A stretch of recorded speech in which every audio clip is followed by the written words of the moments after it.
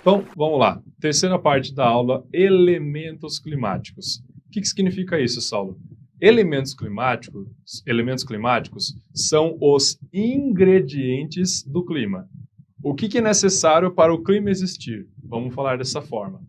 E são 3 elementos climáticos existentes.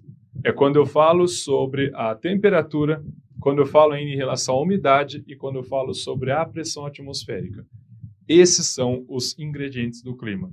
E a partir desses ingredientes do clima, aí na próxima parte da aula que eu vou falar sobre os fatores climáticos, e esses fatores climáticos vão ser os responsáveis por determinar um tipo climático em uma dada região.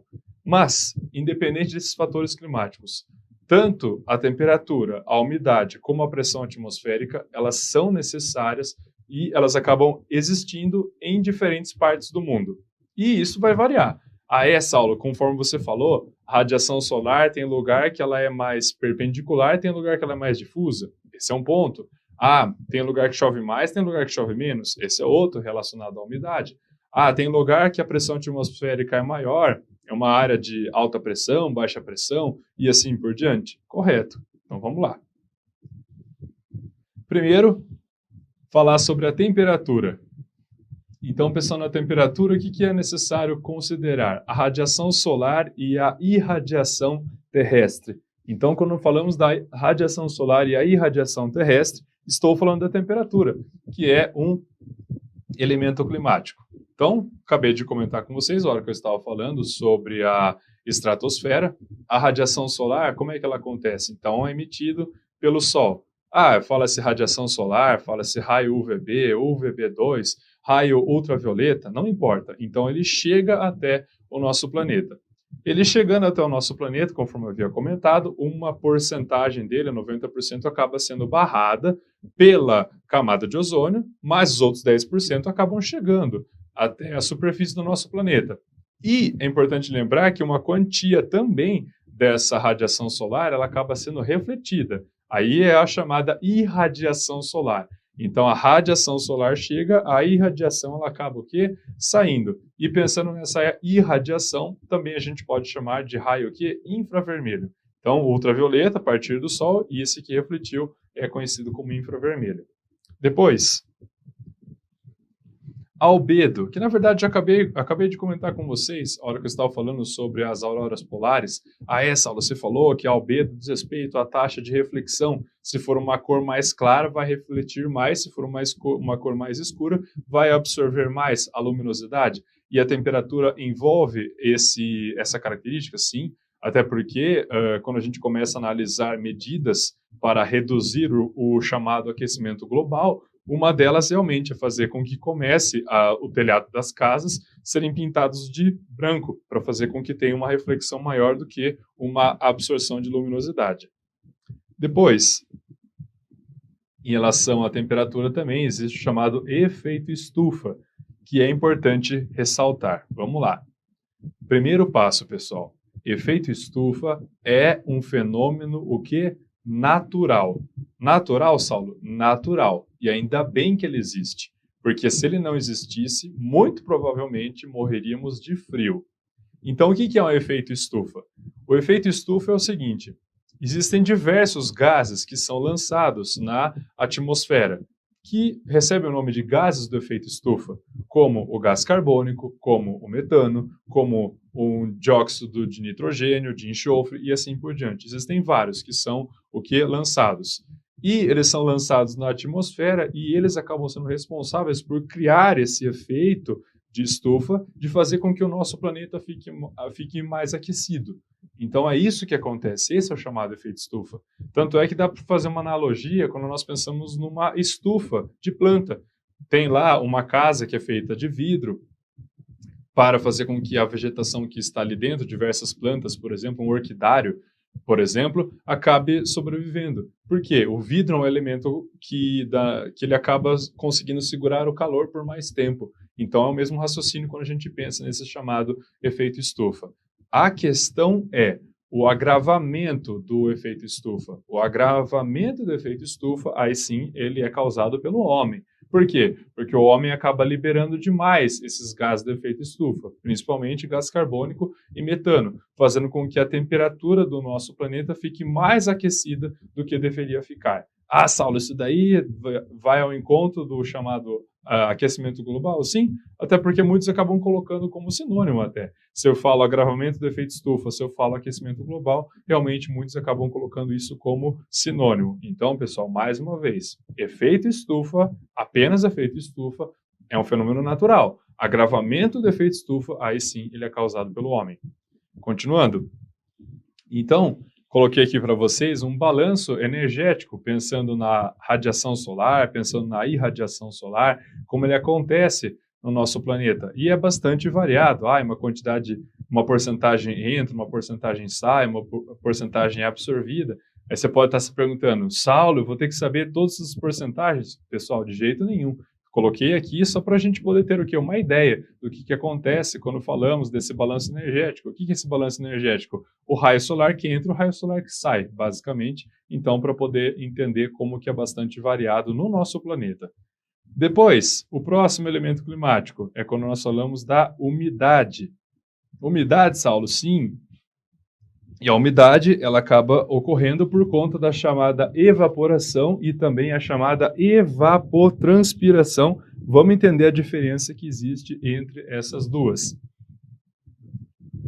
A evaporação, ela ocorre por meio dos organismos abióticos, que não têm vida. Se eu pensar no mar, se eu pensar no oceano, se eu pensar num lago, se eu pensar num rio, o que vai acontecer com eles? Eles vão começar a evaporar. Saulo, até porque a radiação solar esquenta, se esquenta, começa a subir o vapor d'água. Exatamente. Isso é a chamada evaporação. E no caso, ela contribui com a formação de nuvens, com as chuvas. Exatamente. Aí vem o chamado ciclo da água. E também ocorre por meio da evapotranspiração. Quando nós falamos de evapotranspiração, aí sim eu vou envolver os seres vivos.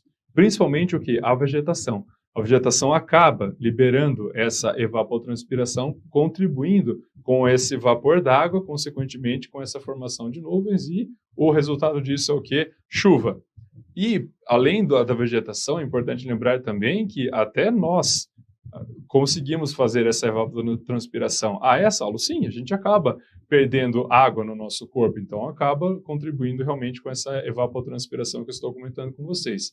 Para quem gosta de fazer exercício físico, por exemplo, no inverno, você pode perceber, uma pessoa que está super cansada pelo exercício físico, você começa a ver que ela está saindo um vapor d'água dela. Aí você fala, né? Nossa, está saindo fumaça dessa pessoa, que está acontecendo exatamente isso. É o que? A evapotranspiração que está acontecendo.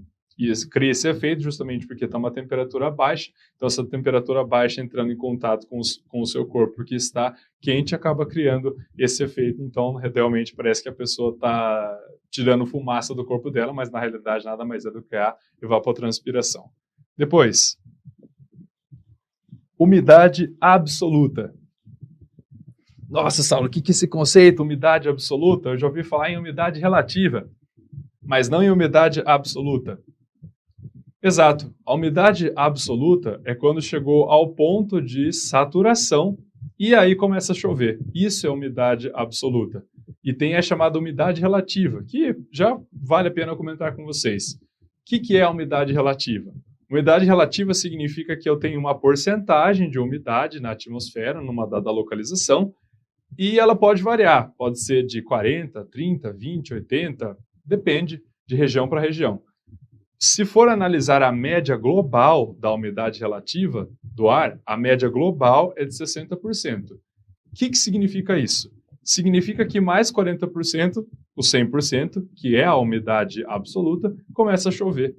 Então isso é a umidade relativa do ar? Exatamente. De repente você está escutando lá um noticiário dizendo que a umidade relativa do ar está em 75%, por exemplo, significa que mais 25%, aí começa a chover. Então, isso é a umidade absoluta, a umidade relativa.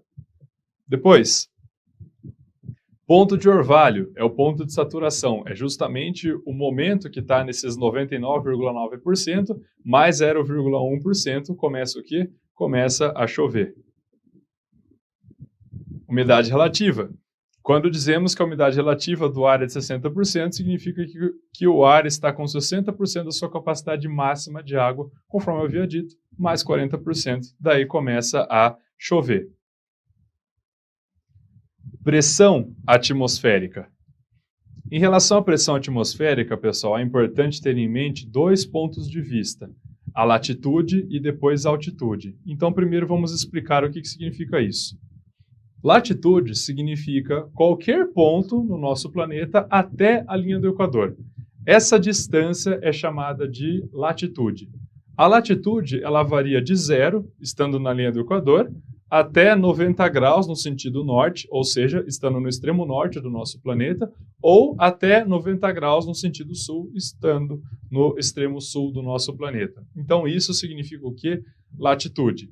E aí, Saulo, a pressão atmosférica, ela tem essa variação conforme a latitude? Sim, e na realidade até comentei isso com vocês na hora que eu estava falando sobre a troposfera.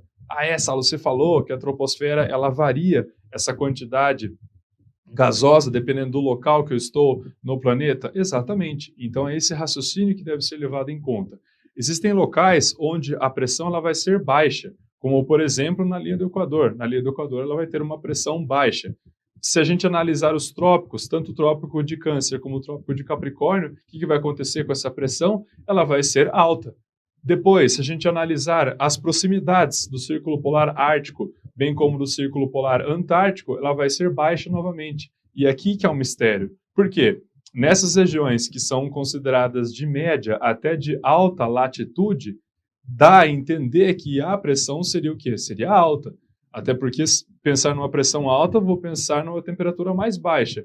Uma temperatura mais baixa, o ar ele é mais denso. O ar ele é mais denso, a tendência dele é o quê? É descer. Agora, um ar mais leve, um ar mais quente, a tendência dele é o quê? Subir. Mas, curiosamente, realmente, nesses pontos do planeta, tanto nessa proximidade do Círculo Polar Ártico quanto do Círculo Polar Antártico, essa pressão atmosférica que eu estou comentando com vocês, ela acaba sendo baixa. Aí, quando eu analiso os extremos do planeta, realmente, 90 graus de latitude norte, 90 graus de latitude sul, aí sim, a pressão ela vai ser o quê? Alta. Então, tem essa variação. Alta, baixa, conforme eu havia comentado com vocês, e tudo isso vai depender do quê? Da temperatura. Então, regra geral, você vai pensar no seguinte: se a temperatura é mais alta, a tendência é subir. Do quê? O gás, vapor d'água e assim por diante. Então, a pressão vai ser baixa. Se a temperatura ela é baixa, a tendência do gás, do vapor d'água, etc., vai ser o quê? Descer. Então, essa pressão vai ser o quê? Alta. Como eu disse, regra geral, mas realmente os pontos da proximidade do Círculo Polar Ártico como do Círculo Polar Antártico é um mistério e que realmente, mais uma vez, por A mais B não consegue se ter essa definição do que faz com que realmente nessas porções do planeta realmente tenha uma pressão mais baixa. Depois, além da latitude, eu devo lembrar da altitude. Isso também varia, pessoal. Olha só. Comentei agora há pouco com vocês, na hora que eu estava falando da troposfera, que não tem exceção. Mais elevada a altitude, menor vai ser a temperatura. Acabei de comentar, inversamente proporcional. E nesse caso da altitude, pensando na pressão, como que ela vai funcionar? Eu devo ter um pensamento do chamado metro de coluna de ar. Método de coluna de ar, sim, que acaba sendo bastante utilizado na física, na realidade. Como que isso acontece? Quando a gente analisa uma região litorânea, por exemplo, no nível do mar, existe uma quantidade gigantesca de gases sobre a nossa cabeça, sobre as nossas cabeças. Então, se tem essa quantidade gigantesca gasosa, conforme eu disse, pessoal, esses gases eu posso pensar em oxigênio, nitrogênio, vapor d'água e assim por diante. Tem uma quantidade maior. Quando comparado, se eu estiver numa topografia mais elevada. Então, se eu estiver num lugar mais alto, esse método de coluna de ar que eu estou falando para vocês vai ser o que? Vai ser menor. Vai ser uma quantidade menor quando comparado com o nível do mar que eu havia comentado. Então a pressão ela é trabalhada dessa forma também? Sim. E toma muito cuidado, pessoal. Porque fala-se pressão atmosférica, leva apenas em conta essa condição de latitude. Não, precisa levar em conta essa condição aqui de altitude também. Então tomem muito cuidado com elas. Olha só.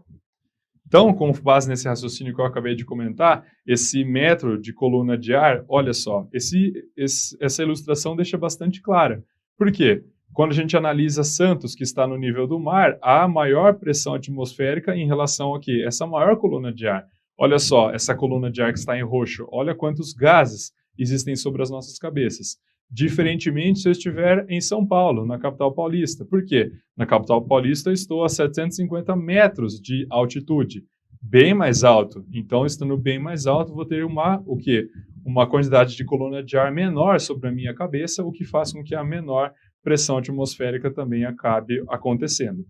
Além disso, quando nós falamos dessa condição de circulação, olha só, nós estamos visualizando à esquerda a sigla BP. O que é isso, Saulo? BP, pessoal, significa baixa pressão.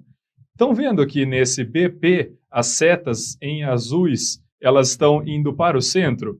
Ah, é, Saulo? Exato. Agora, olha para a imagem ao lado.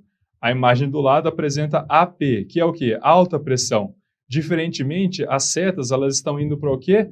Para fora e não para dentro. O que isso significa? Vamos lá. Conforme eu acabei de comentar com vocês, falou em baixa pressão, vou pensar no quê? Vou pensar em algo quente. Em tese, pelo menos, vou pensar quente. E esse quente, pessoal, ele vai ter como característica o quê? Fazer com que tenha essa conversão e essa ascensão de vapor d'água, gases e assim por diante. Então, se eu analiso um centro de baixa pressão, que é justamente o que vocês estão visualizando nessa imagem, o centro de baixa pressão vai fazer com que comece a convergir esses gases e esse vapor d'água. Diferentemente, um centro de alta pressão vai ser o quê? Um dispersor desses gases e desse vapor d'água. Ah, então ele não vai juntar, Saulo, ele vai dispersar? Exatamente. Essa diferença que existe sobre a baixa pressão e a alta pressão, e elas estão relacionadas o quê? A temperatura que eu havia comentado com vocês.